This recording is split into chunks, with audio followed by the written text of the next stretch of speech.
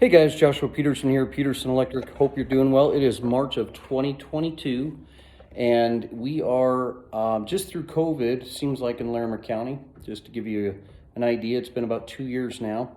As far as this video goes for my SEO guide, this is going to be labeled how to plan for a detached small shop or a shed.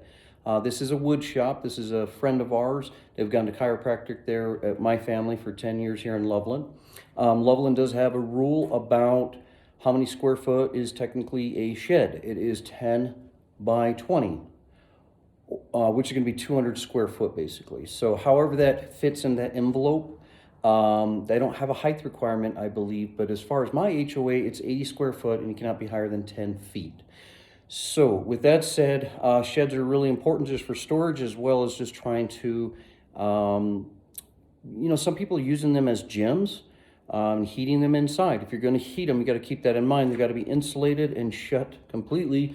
There's an R value concern, but if you're doing cement, then there's a rule of having the vapor barrier there, and they're usually about 6 inches tall in concrete. This one is not by any means. He did the concrete himself. Go ahead and hit that subscribe button below and also tell your friends about us. We appreciate that. We're based out of Loveland, Colorado, and we are local here where I grew up in Fort Collins. So guys, thank you for joining us. Yeah, this is basically going to show you the size of this. This is pretty tall. It is about 14 foot. Sorry about the sun.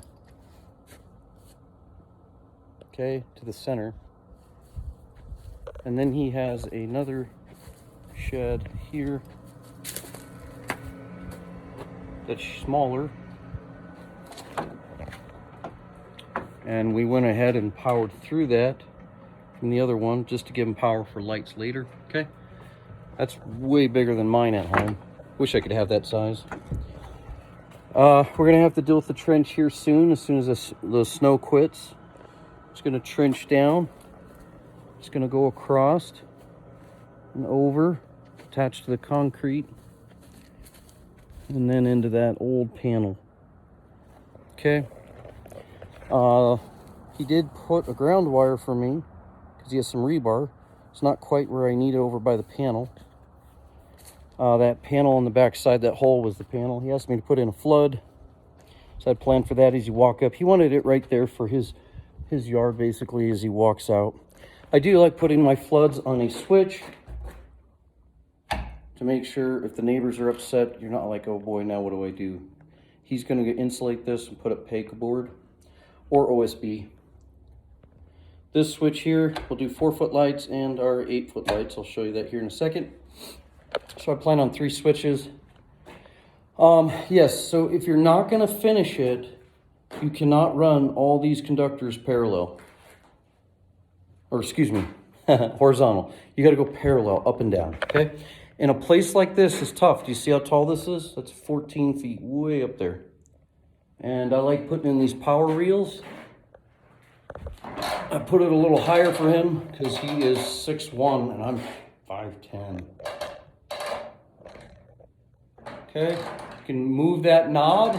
That's your desired height. We didn't want the kids to grab onto it and start swinging like Indiana Jones.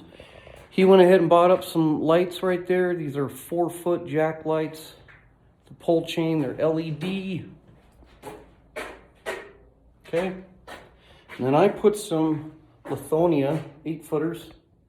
You're not going to get those at the box store, and I doubt on Amazon. And those things are really bright. They're 8 foot by only 4 inches wide and 4 inches deep. Very nice lights. Okay, so looking at this, I did notch plate it at the high ones, just in case he's going to put a workbench. You're probably saying, why didn't you go lower with your holes? Because I'm training my son who's 17. So I let him go with the drill, first time ever, just going crazy, and he loved it. Anyway, so he is planning for an air conditioning unit. It's a heater AC. Needs a 220 20 amp plug. We went ahead and did this on a separate circuit. All the lighting. Does have to be GFI'd. I did GFI it right there, but as you can see, I can touch it. And right there. Now, if those lights were plug-in, you would have to GFI it down below in the panel or in an outlet to kill all the lighting. But those are hardwired, so it doesn't have to be. The real cord right there, that's a 15 amp rated. It's not that yellow one. It's going to be a really good duty one for them. That is going to be a separate circuit by itself, that power reel coming down and around. Right here is going to be a circuit that's going to be for his air compressor. He's doing a workbench. So this is a circuit for these 8, and this is a circuit for these 6 plugs right here. Then we have another plug right here at 20 amp. Notice it's all yellow wire. This is a lathe. This is the dust collector, separate circuit. And this is A that does these and slaves these down below on the downstream on the load side. That's another circuit. Okay, and then I poked through and did a 14-2 for that other shed in case he wants to put his compressor over there. It does have a flex through. This is rubber, not metal, so it's not going to gouge it at all. This comes up, got my stacks. Here we go. Lights, other shed, spare for other shed if I want to use the red. Lathe, dust collector, power ceiling reel. And this is going to be our AC unit here, the heater, and then this is our bench. Our bench shares it because I had 12-3 wire, and I shared this D with G, and the neutral shared, so therefore you have to tie it. So as you can see there, this is how you would plan. That's a lot of circuits, right? It's 9 circuits. 1, 2, 3, 4, 5, 6, 7, 8, 9, 10, I'm sorry, 12 circuits, because I had to do the other shed, and you wanted 2 circuits for that. So 12 circuits, does that seem like a lot? Yeah, kind of. Really, you got to plan on the dust collector does not stop and the heater does not stop in the winter, okay?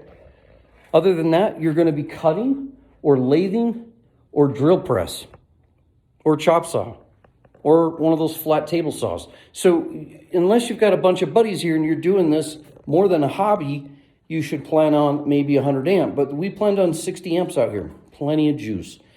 Because a lot of that's 240. Now, the more you run 240 volt, the less ampacity you use, and the fact that you're going to be happy with the equipment because it's probably more commercial grade or really good, strong residential.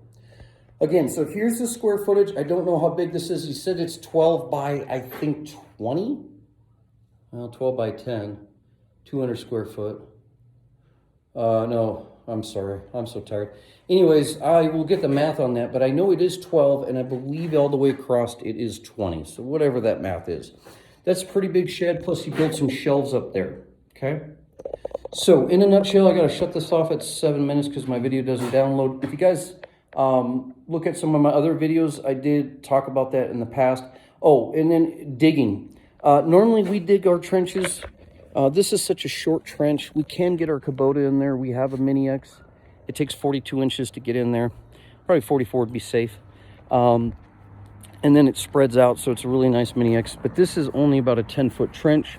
So if you guys are thinking about digging this by hand and a piece of conduit, you have to be 19 inches deep. If you're without conduit direct buried, I don't suggest that. It is legal. It's 25 inches. And if you have any rock, you have to bed it with some pea gravel. So he's going to dig that for me because it's such a short run, and it'd be harder to get it in there, and it saves him some money. I don't talk about pricing online, but if you're thinking about doing something like this, yeah, we provide our own material. The only thing I had him provide was the 4-foot lights, but I prefer and the reel cord. But I prefer to get my panel, my breakers, all the wire, and the 8-foot lights.